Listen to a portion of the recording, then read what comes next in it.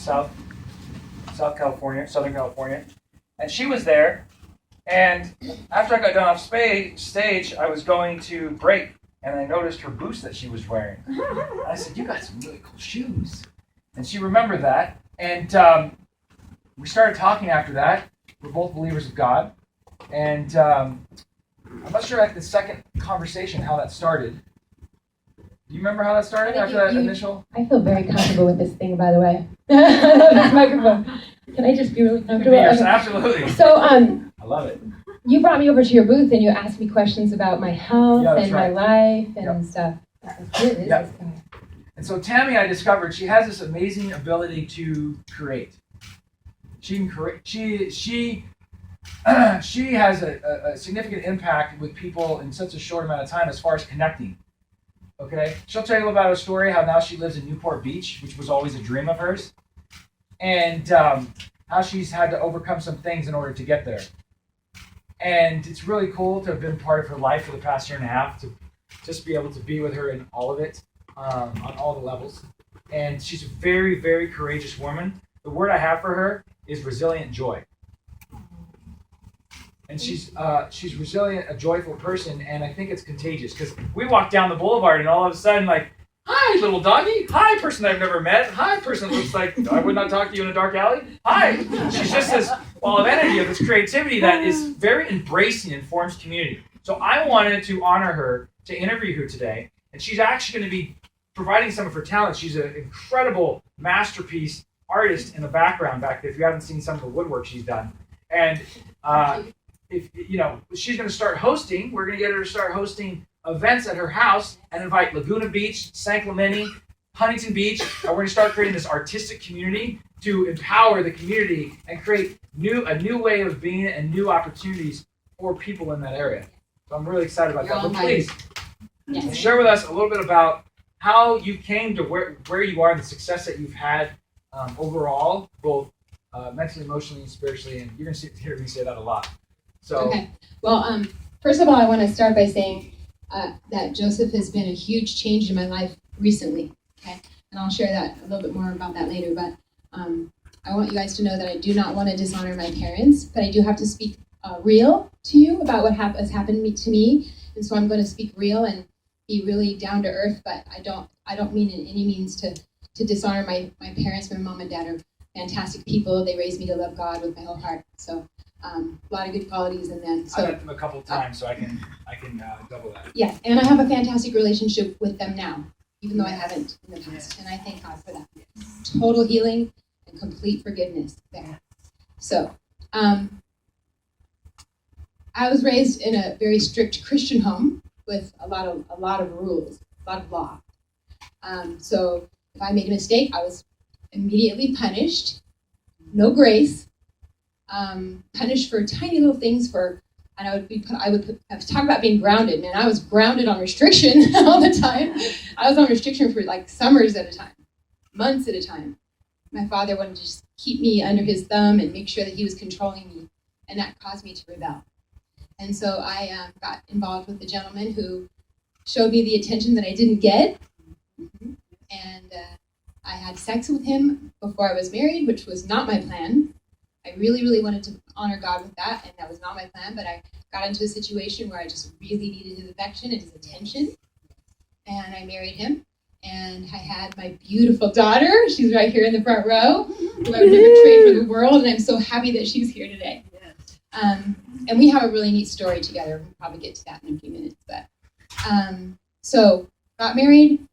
The relationship was very unhealthy for both of us. It lasted for 4 years. For me to divorce him was a huge deal because I thought, oh my goodness, I'm going to make another mistake, another failure in my father's eyes, get out of this marriage. When I'd already had sex before marriage, I'd already messed up the whole plan that was supposed to be perfectly in order and perfectly right. And I was supposed to be the perfect little pastor's daughter. And then I'm going to mess up again, another failure. So I divorced him. Thank goodness I got enough strength to get out of the unhealthy relationship. Thank God. But it felt like such a failure to me. 3 years after that, I married the man of my dreams. And he had 2 children. And so I thought, and my kids everybody got along, the blended family. Oh yeah, it's all this peachy thing, right? It's gonna be great. Married that man and was married for 18 years. My daughter's stepfather. And his ex-wife harassed us the entire marriage. Okay, and it's interesting to hear Kiara say that she was she had to make a choice for her kids. She had to say, okay, I'm not going to stay in this relationship because my kids aren't safe. I didn't do that. I made the choice to stick with my vows because that was the rule part of me, the law that was set so deeply into me. And so I thought, okay, I'm going to stay in this marriage. I'm going to make this work. It's my second marriage. I can't get a second divorce. I'm already a huge failure in my father's eyes. But I can't get a second divorce, so I'm going to stick with it. Well, he ended up finding another woman. He ended up leaving me.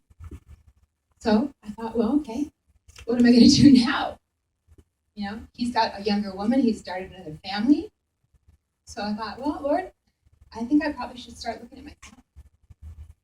What am I doing? What patterns do I have? What am I doing, and what am I trying to get from men? What am I trying to get?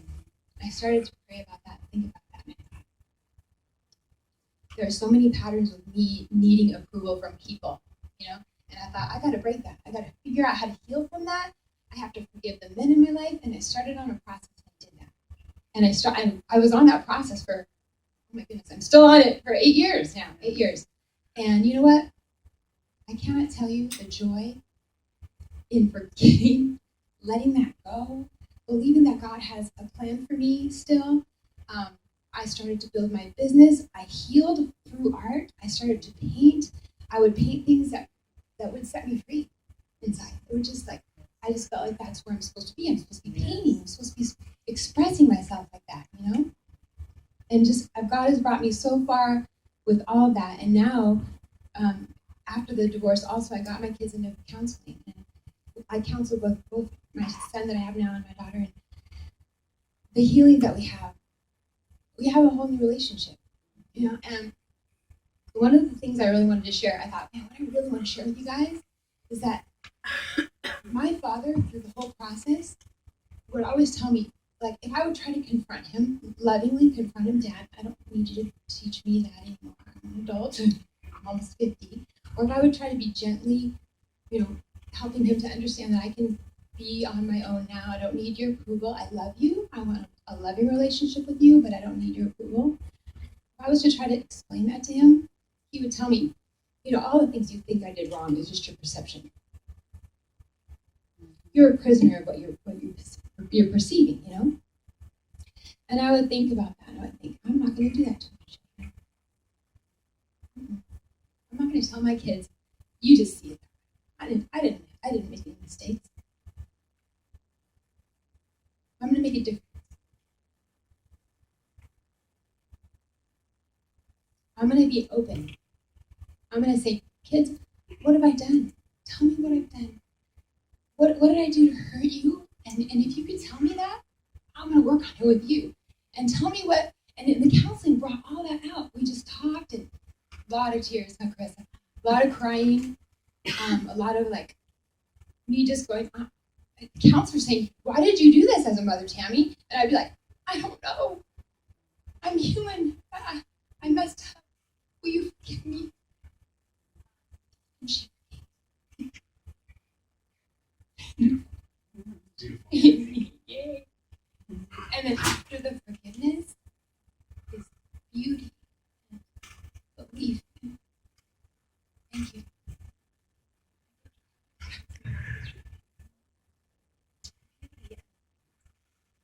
Forgiveness and healing and a lot of joy and a lot of laughter and just being friends, And we're still working on things. We don't have a relationship. But, it's been a journey. I didn't fail because all the things I did made me a free spirit. It made me a creator. It made me an artist. It made me. I don't even look at it like if they were failures anymore. I don't see it like that anymore. I see it completely differently. Those were the things I had to experience. Yeah, maybe they look wrong to some people, but I had to go through all that to wake me up and to go, wow, what kind of person do I want to be?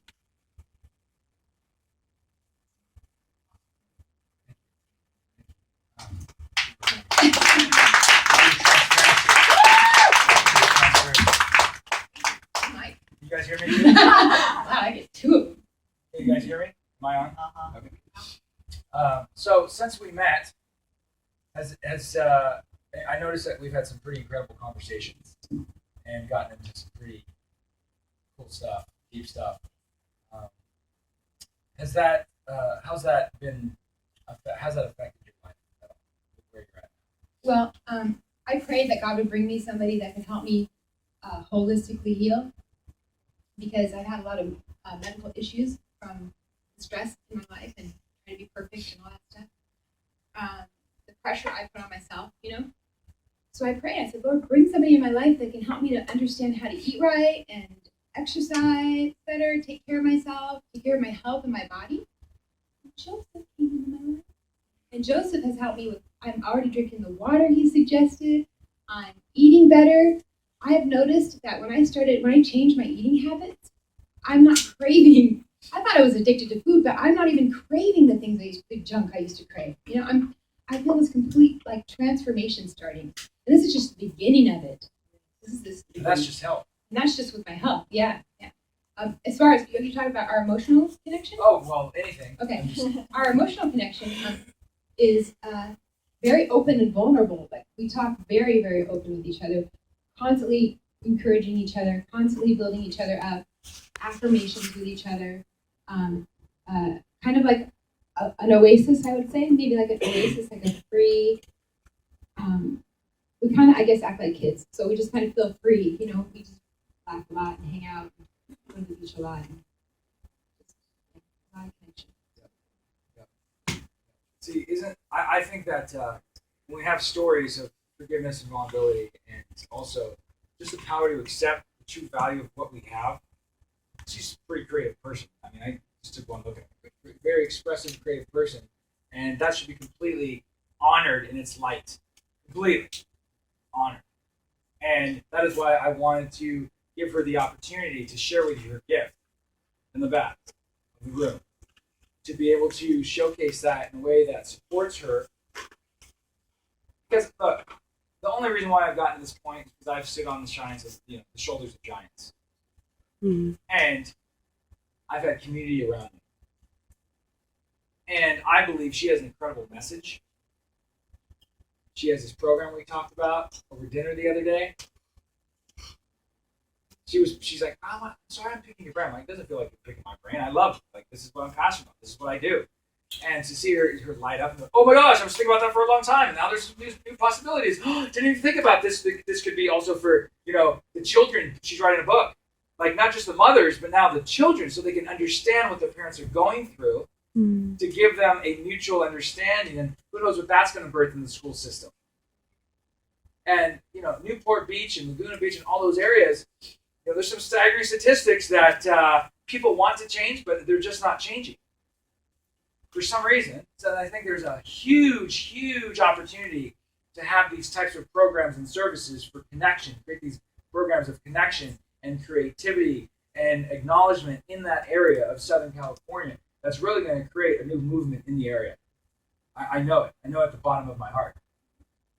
And I'm really excited for you. I'm extremely blessed by you. Thank my grandmother for when you did pray. She facilitated the prayer up there. And we came into each other's life. I think that there's nothing that happens by accident, as you guys already know. It's divine. And why not fuse together our passions with all we can make financially? And people see the value, they accept the value, they see how much you're charging, and they go, thank you, I need this, and I will pay you for your service.